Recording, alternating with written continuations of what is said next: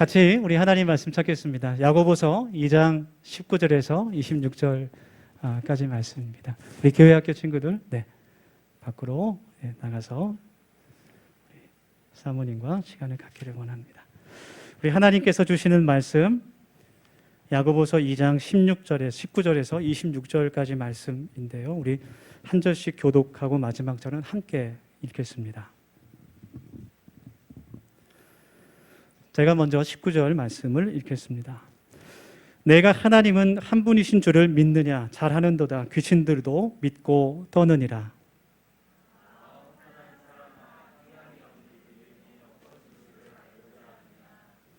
우리 조상 아브라함이 그 아들 이삭을 제단에 바칠 때에 행함으로 의롭다 하심을 받은 것이 아니냐?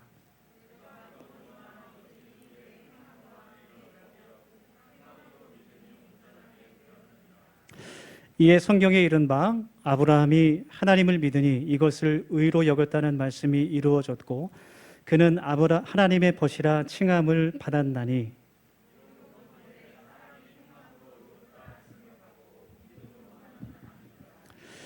또 이와 같이 기생 라합이 사자들을 접대하여 다른 길로 나가게 할 때에 행함으로 의롭다 하심을 받은 것이 아니냐. 다 같이 영혼 없는 몸이 죽은 것 같이 행함이 없는 믿음은 죽은 것이니라. 아멘. 네, 우리 사랑하는 우리 더세움 가족 여러분, 우리 먼저 말씀을 나누기 전에 앞뒤에 또 반가운 얼굴들 또 이렇게 인사하면서 함께 주님의 사랑을 나눴으면 좋겠습니다. 우리 옆에 계신 분들, 뒤에 계신 분들, 앞에 계신 분들 서로 바라보시면서 이렇게 인사하겠습니다. 참 잘 오셨습니다. 항상 말씀드리지만 영혼 있게, 영혼 없게 하지 마시고 한 번 더 해볼까요? 당신은 믿음의 사람입니다. 이렇게 한번 인사하면 좋겠어요. 당신은 믿음의 사람입니다. 반갑게 인사하니 참 좋습니다. 오늘도 말씀을 통해서 하나님의 음성을 들을 수 있는 시간이 되기를 소망합니다. 오래전에 한 교회에서 몇몇 교회 목사님들이 모이셔서 평양을 갔다 온 일이 있었습니다. 우리가 교회 이름을 얘기하면 다 아실 수 있는 그런 교회 또 그 목사님들이 모여서 평양을 다녀오시게 됐는데요. 그때만 해도 북한과의 왕래가 거의 없었기 때문에 걱정이 굉장히 많으셨어요. 가서 무슨 일을 당하진 않을까, 무사히 돌아올 수 있을까 이런 걱정들을 많이 하시게 됐습니다. 그래서 평양으로 가는 길에 목사님들 사이의 대화 가운데 이런 말들이 했어요. 평양의 모든 호텔에는 다 도청장치가 돼 있다.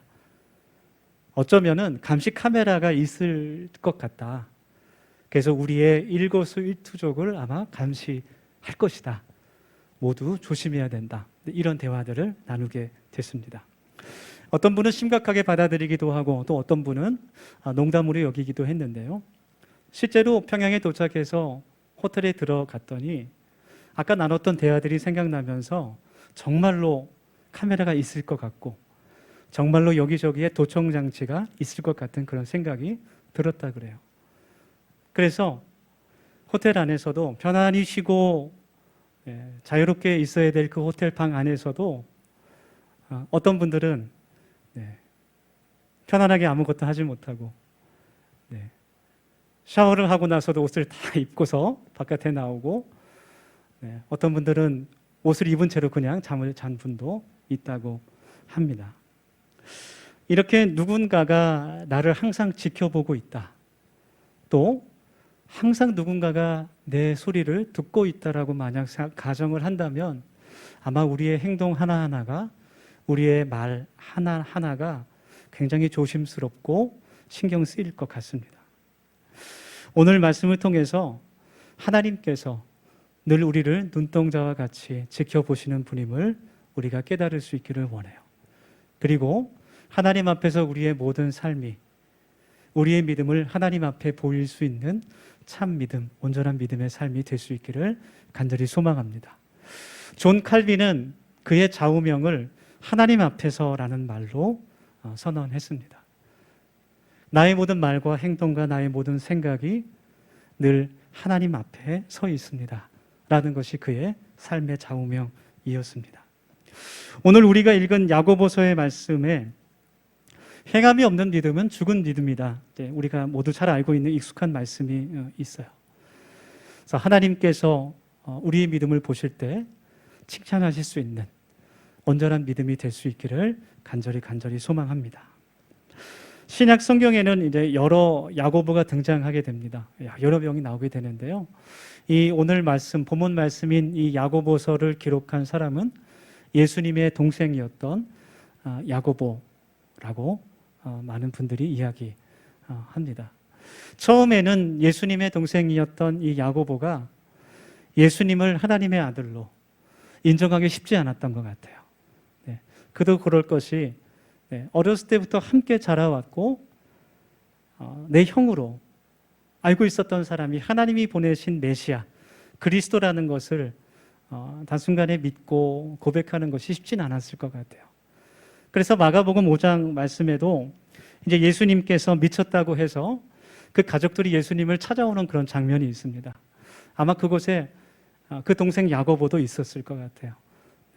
우리 형이 미친 것 같아. 정신이 나간 것 같아.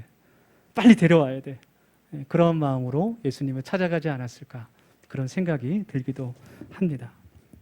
그러나 예수님의 동생 야고보가 이제 십자가의 사건과 그 예수님의 부활을 목격한 부활의 증인이 되게 돼요. 고린도전서 15장 그 7절 말씀 보면 그 후에 야고보에게 보이셨다는 그 예수님께서 부활하신 후에 야고보에게 나타나셨다는 말씀이 기록되어 있어요. 그래서 이제 후에는 야고보가 예루살렘 교회를 베드로와 함께 정말 리더로서 지도자로서 섬기게 되는 그런 사명을 감당하게 됩니다.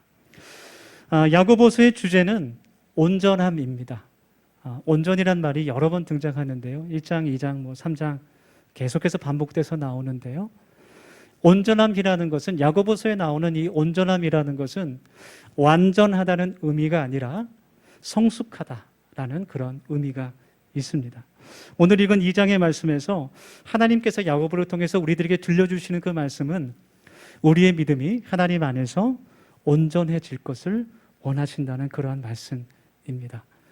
오늘 우리 하나님 말씀을 함께 나누면서 온전한 신앙과 온전한 믿음을 소유할 수 있는 우리가 되기를 간절히 원합니다. 오늘 본문 말씀에서 이 야고보는 거짓 믿음과 참 믿음을 대조하면서 비교하면서 말씀을 증거하고 있어요. 가짜와 진짜를 말하고 있습니다. 여러분, 가짜를 말한다는 것은, 가짜를 많이 이야기한다는 것은 어딘가에는 진짜가 있다는 것을 의미하는 거예요. 그리고 그 가짜를 분별할 수 있는 능력은 어디에서 오는가 하면 진짜를 가장 잘 알 때 가짜를 분별할 수 있는 힘이 생기게 됩니다. 예를 들어서 위조 지폐를 검사할 때 가장 좋은 방법, 가장 뛰어나게 그 위조 지폐를 구분할 수 있는 사람은 어떤 사람이냐면 진짜 은행에서 발행한 정말 그 진짜 화폐에 대해서 가장 잘 아는 사람만이 위조 지폐를 가장 잘 구별할 수 있는 사람이 되는 겁니다. 오늘 말씀을 통해서 참 믿음에 대해서 우리가 함께 알아가기를 원하고 정말 어떤 것이 거짓 믿음인지 거짓 신앙인지 구분할 수 있는, 분별할 수 있는 그런 능력을 소유하기를 원해요. 그것이 참 이 시대에 정말 필요한 그런 하나님의 능력 같습니다. 잠깐 다른 얘기지만 요즘에 이제 그 SNS나 온라인상을 통해서 그 많은 하나님의 말씀들과 또 설교들, 그런 성경 공부라든지 그런 것들이 이제 넘쳐나는 그런 홍수의 시대에 저희가 살고 있잖아요. 그런데 어떤 알고리즘인지는 모르겠는데 저도 이렇게 유튜브를 검색하다가 보면 이상한 그런 설교나 예배 영상들이 이렇게 뜨는 것을 보게 돼요. 제목부터가 굉장히 자극적이고, 썸네일부터가 굉장히 화려한, 그래서 들어가 보면 정말 이상하고, 그런 이단들과 사이비들이 정말 많은 것 같아요. 현대 종교에서 그 발표한 것 중에 하나가 어떻게 그런 이단과 사이비들을 그런 온라인상에서 걸러낼 수 있는가에 대해서 발표한 자료가 있는데요. 우선은 기본적으로 단순하게 그 영상을 올린 사람이 누구인지를 봐야 됩니다. 어떤 교단에 속해 있는 사람인지, 어떤 교회에서 올린 건지, 그분이 어떤 신학교를 나왔는지, 어떤 단체, 어떤 교회에서 활동하는지만 알아봐도 기본적으로는 많이 걸러낼 수 있는 것 같아요. 네. 그런데 그것조차 알아보지도 않고 그냥 그분이 하는 말씀을 듣고 그것을 그냥 받아들이고 굉장히 위험한 것이죠.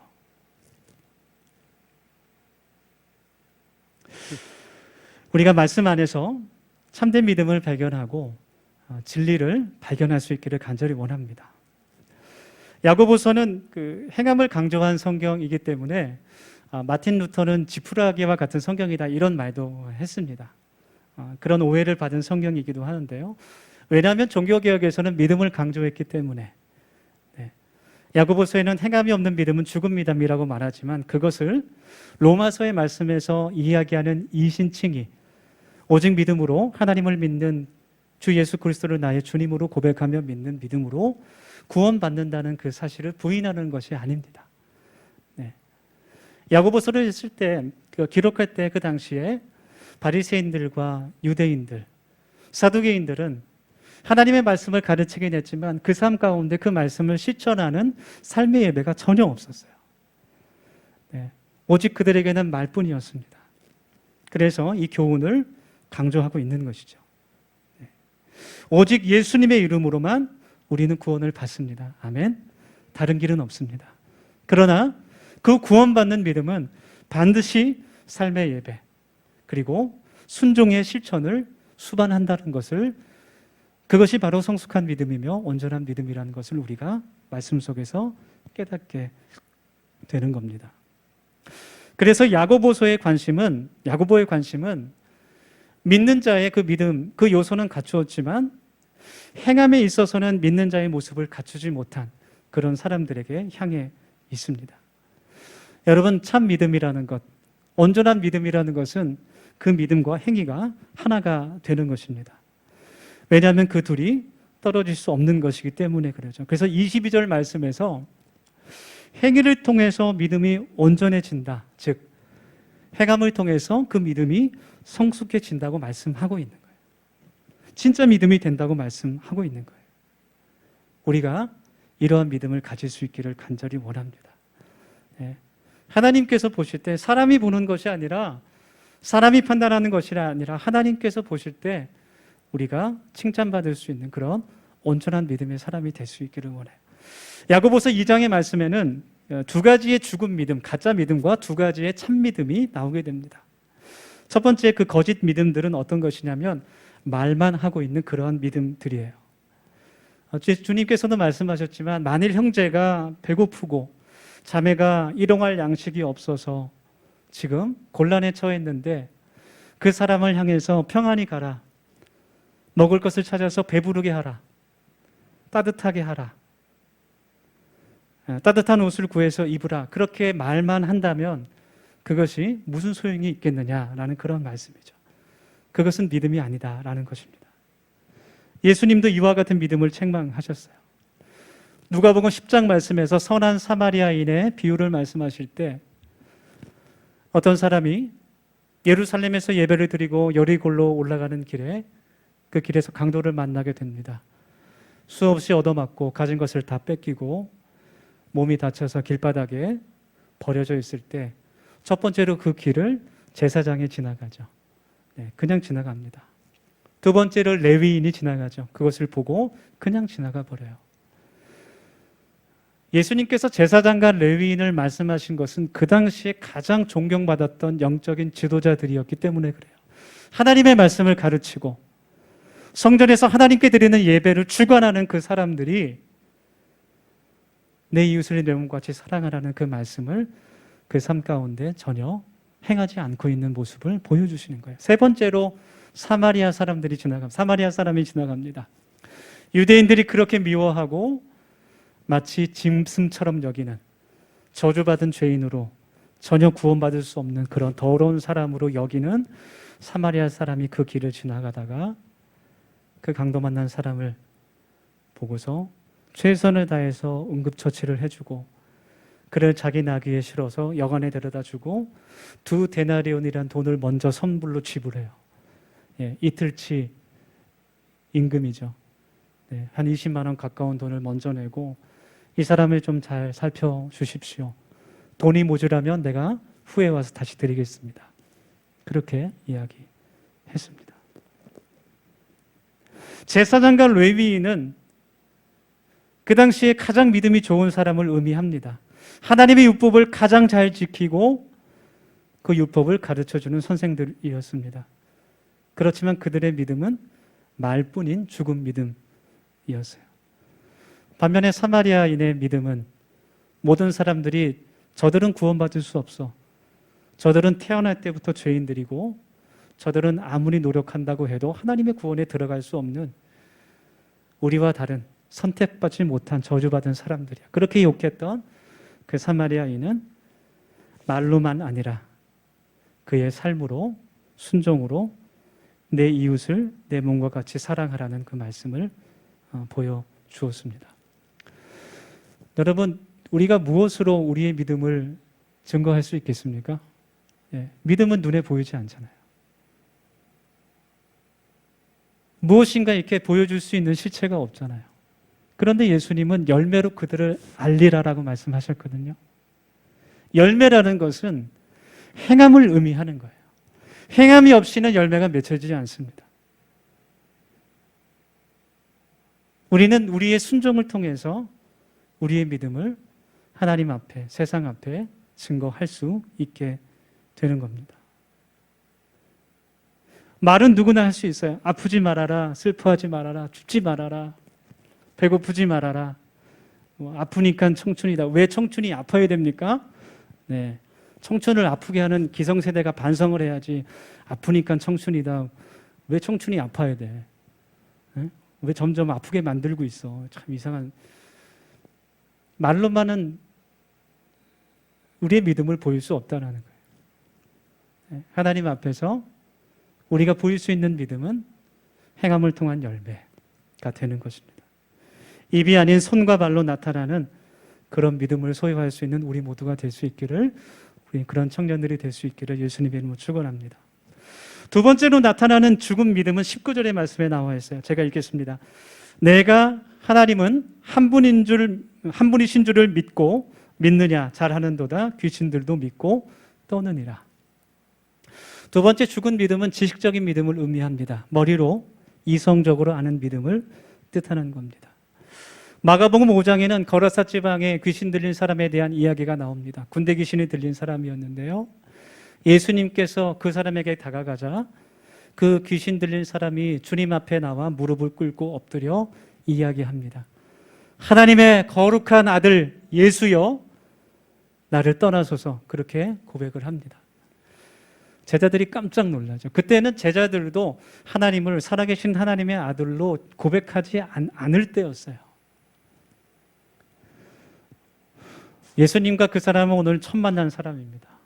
그런데 누구보다도 예수님을 정확하게 알고 있어요. 예수님이 누군지, 어떤 분인지 정확하게 믿음의 고백을 하고 있어요. 그런데 그 다음에 하는 말이 뭘까요? 나를 떠나소서. 나와 무슨 상관이 있나이까? 예수님께서 하나님의 아들이신 것은 알고 있어요. 내가 두렵고 떨어야 할 분인 것도 알고 있습니다. 그러나 나와는 상관이 없는 사람이라 이거예요. 떠나가라는 거예요. 귀신들이 예수님의 제자보다 예수님을 더 잘 알고 있어요. 더 믿고 있습니다. 당신이 누구인지는 잘 알지만 나와는 상관이 없는 사람이라는 거예요. 그것이 바로 가짜 믿음인 겁니다.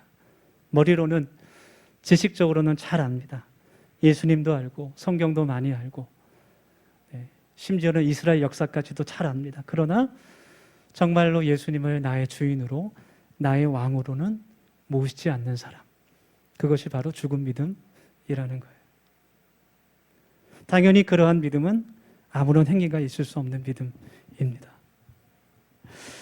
믿음은, 또 구원은 우리들의 지식으로 결정되지 않습니다. 신학 박사학위가 2개나 있고, 신학교에서 성경을 가르치는 그런 교수라고 할지라도 예수님을 나의 왕으로 고백하는 그 믿음이 없다면 그분은 존경받지 못할 거예요. 학생들이나 또 다른 성도들에게 존경받지 못합니다. 바로 예수님 때에 바리새인과 사두개인들도 그와 마찬가지였어요. 누구보다도 성경을 많이 알고 613개, 618개나 되는 그 율법 조항들을 달달 외우면서 가르치고 있었지만 유대인 그 백성들은 그들을 존경하지 않았습니다. 그들의 머리는 성경으로 가득 찼지만 그들의 삶에서는 그 말씀들이 보이지 않았기 때문입니다. 그래서 예수님께서 말씀하실 때 무엇이든지 저희의 말하는 바는 행하되 그것은 지키되 저희들의 행위는 본받지 말라. 그렇게 예수님께서 가르쳐 주시는 겁니다.